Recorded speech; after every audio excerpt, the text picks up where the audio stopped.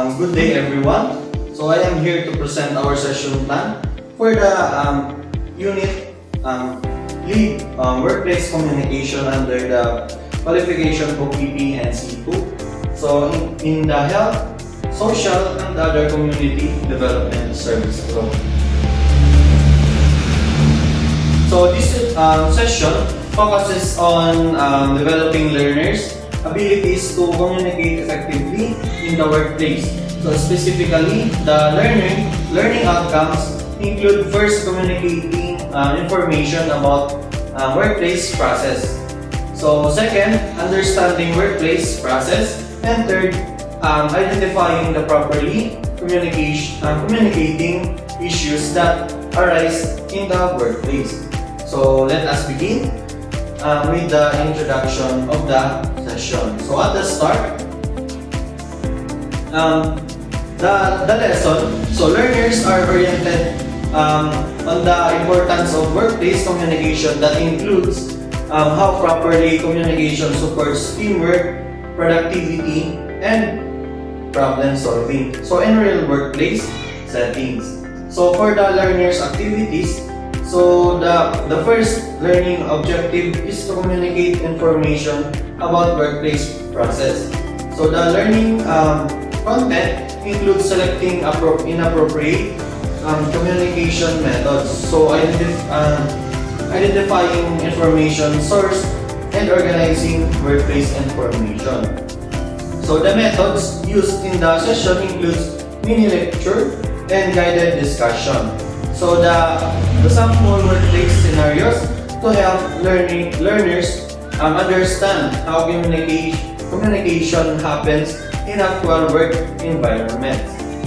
For the student practice, so learners perform communication tasks such as role-playing, identifying proper information, source, and organizing message correctly. During this stage, the trainers provides constructive and motivational feedback to guide the learners and to improve their performance. So the resources used include a laptop, projector, so sample workplace forms, and communication flow chart. This activity is allocated for 20 minutes. So the next activity focuses on delegation and monitoring task progress. So the methods are used is demonstration and collaboration discussion. So the trainer demonstrates how to assign tasks and monitor performance. So students then simulate task leadership in real life situation. So feedback is given through oral evaluation and performance notes. So the time allotment for this activity is only for 20 minutes. So another key activity focuses on reporting problems and using appropriate communication. So channels is done through group activity and problem solving. So the trainer present common workplace issues.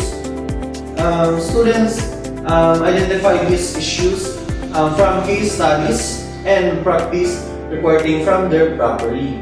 So the trainer then comments on their clarity and accuracy, case study handouts, and used as learning resources. So with a 20 minutes time allotment. So next assessment plan. So learners are evaluated through a performance test where they demonstrate their ability to communicate workplace processes and properly report issues. So a short quiz will also given to test their understanding of communication methods and workplace protocols. In addition, an observation checklist is used where the trainer checks proper interaction, communication flow, and problem identification during activities. So finally, the teacher self-reflection of the session focuses on four guarded questions. So first, what strategies worked well during the session.